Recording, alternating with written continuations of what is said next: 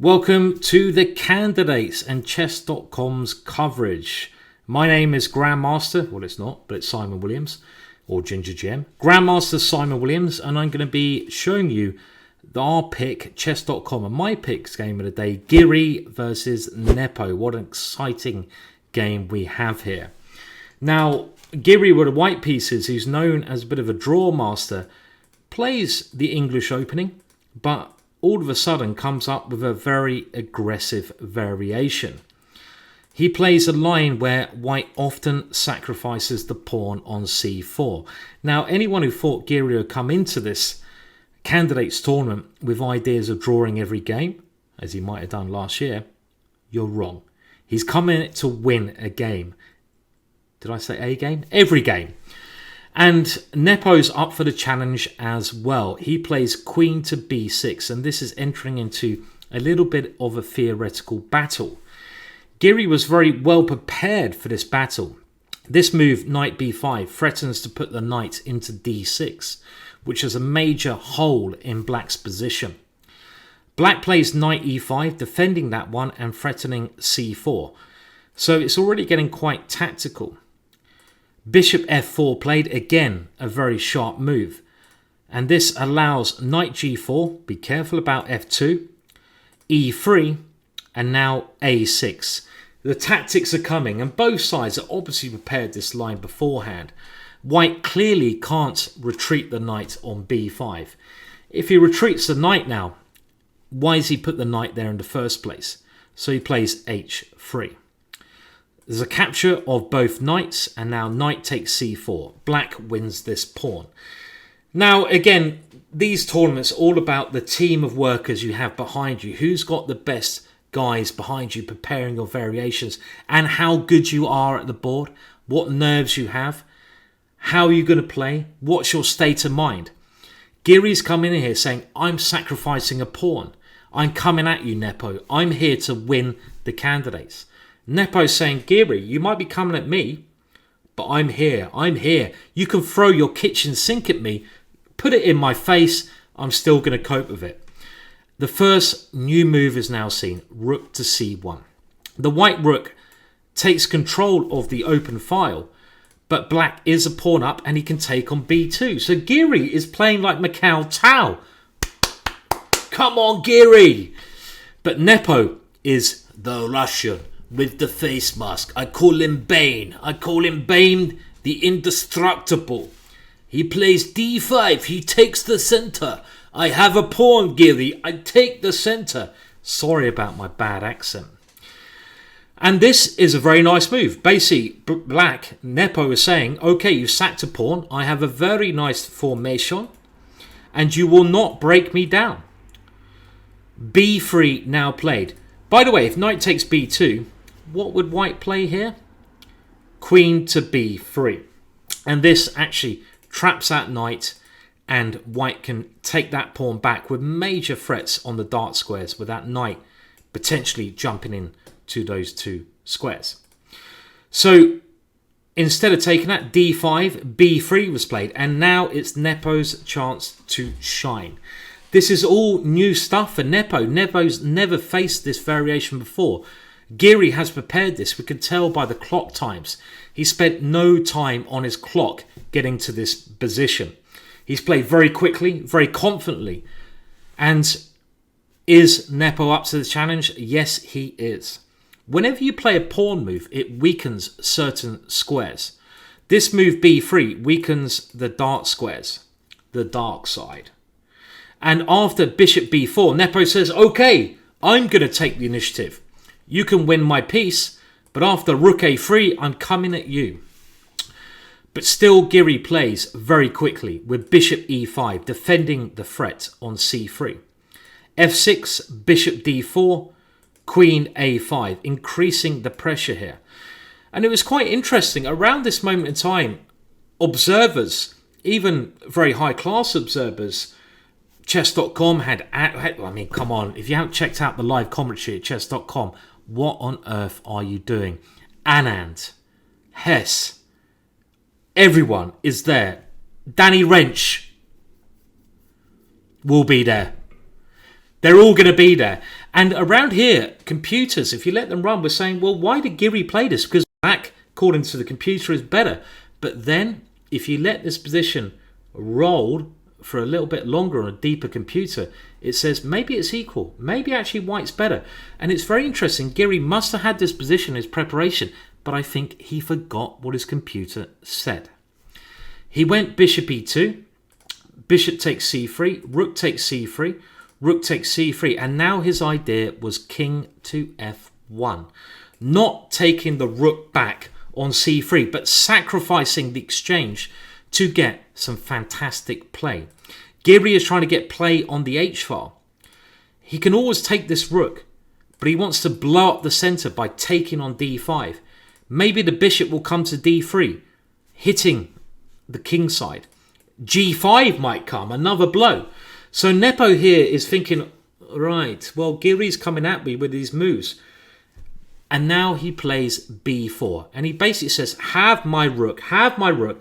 I want to play something a little bit safe. And this is where now Giri starts, well, not maybe here, but soon, I think he gets out of his comfort zone. His next move is okay, g5, opening up the position, trying to make this bishop a better piece. e5 played, forcing the issue. And I like the way Nepo's played this. Nepo, faced with these shotguns coming at him, has kept his cool. He's basically said, okay, you're throwing novelties at me. Just have some pieces back. I'm going to have a strong center. I'm confident in my play. I'm confident in my position. Bishop takes c3. Pawn takes c3. Pawn takes f6. Pawn takes f6. Queen b1.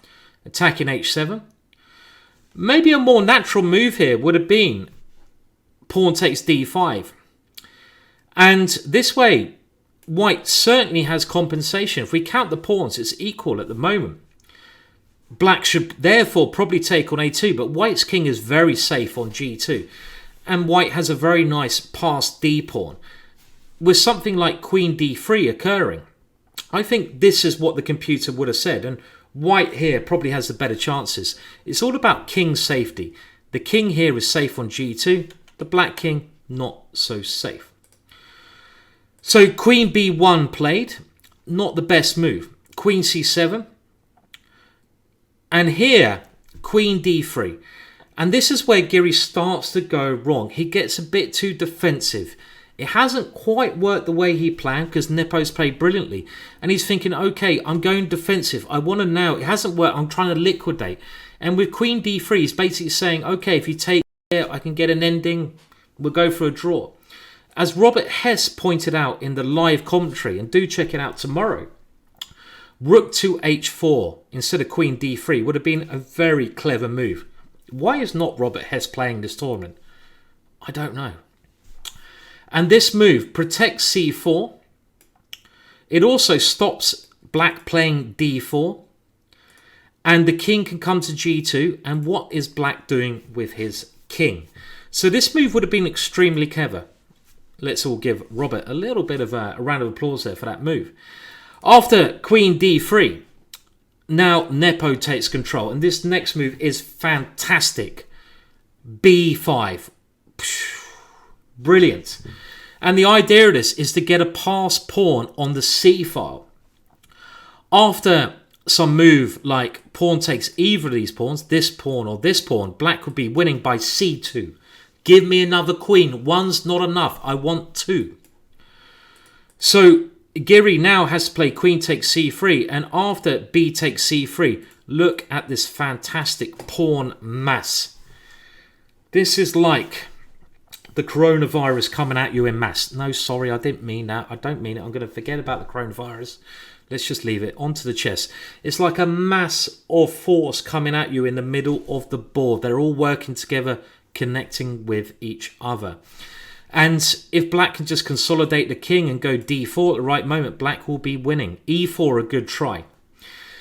Now we're going to accelerate a little bit to the next part of the game because black's clearly better now with this big c-pawn coming down the board. Black even manages the castle.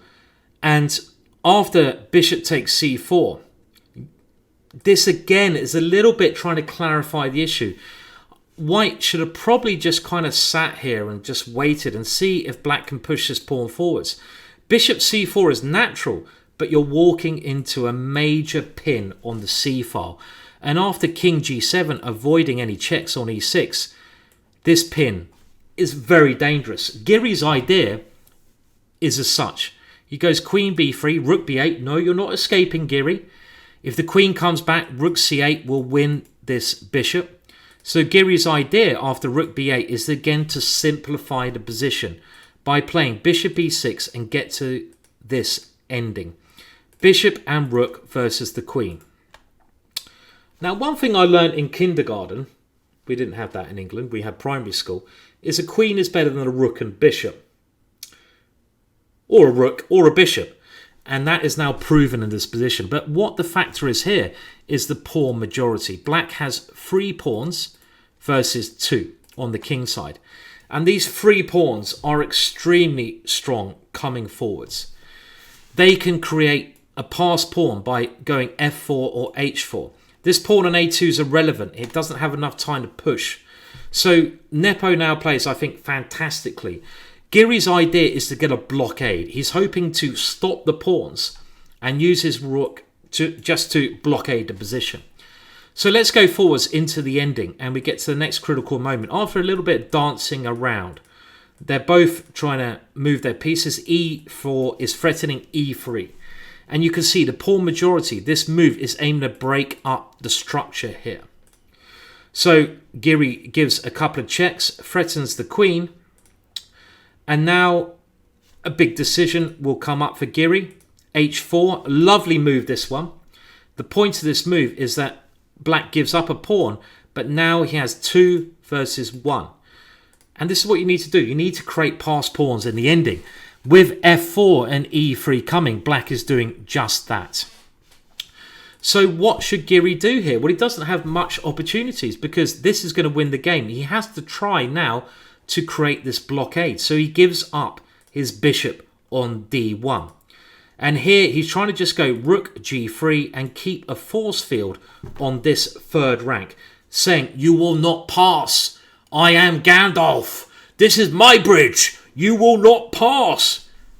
But does Nepo pass? Do you think he will pass? Let's have a look. And the key position comes up around here. Now, my personal opinion is if this h-pawn was back on h2, it would be a dead draw. Because this h-pawn is a weakness. It's a little bit exposed. And then white would better keep the force field. But with a pawn on h4, black will win this pawn and then try to suffocate white. He will zugzwang white because, look, white is very cramped. Zugzwang means run white out of moves. The queen can act magically on a number of squares here. So how does Nepo go about doing this? Well, again, Nepo dances a little bit. Remember, in the ending, you have to use your king. White cannot use his king, but black certainly will soon. He could take this pawn straight away, and I think this is a sign of confidence that he doesn't even take it now. He decides that pawn's going nowhere. I'm a patient man. I am a patient man. I'm going to take it soon. And look at the black king go. The black king is going. And in this kind of position, white is running out of moves. The white rook has to stay on this rank to stop the black king from coming forwards. So it does stay on this rank, but eventually, after some dancing about, black will win the h-pawn. He wins the h. Can he break the blockade? Now, if you want to give yourself a test here, think for yourself, how on earth do you win this position if white just keeps moving his rook to these 3 squares? Can you see how Nepo actually breaks through? And the brilliant move later on, and again, the black king comes to centralize, first of all. And the move that wins it is now in this position. It's black to play and win. And the next move is fantastic. Because you can't just move the king. You need to get the king past the force field. How do you do that? If you can't get the king past that, you can never win. Queen to d3. Mwah! Brilliant stuff. And this breaks the force field. The game actually continued. Rook takes d3. Pawn takes d3. And after king c3 and king c2, the d-pawn is queening. Beautiful stuff. Now, after this brilliant move, queen d3, can white continue with something like rook g3? Well, the point now is the force field is broken, and the black king can come around and cause some havoc. If rook takes queen, this pawn will queen, and if white tries to wait, let's say with rook h3, the king comes. And at some point, black, what's the winning move now? Pause if you need to. 5, 4, 3, 2, 1. Play queen takes h3, take on f2, and the e-pawn will triumph. Now, a brilliant game there. For more games of the day, check out the highlight videos above. There'll be many more here. Click on them. Don't go away. And we've got loads more games coming. But what's this going to tell us about Giri and Nepo? Well, first thing, Giri's coming out fighting, but he stumbled when he got out of his comfort zone. I hope he comes back. Really interesting. Whoever says Giri's a draw master, he came out fighting. He sacrificed a pawn. So bravo to Giri. Was Nepo up to the challenge? Was he up for the challenge? Yes.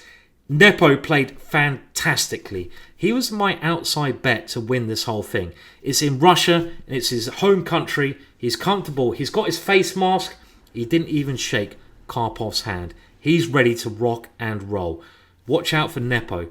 Brilliant game to start off.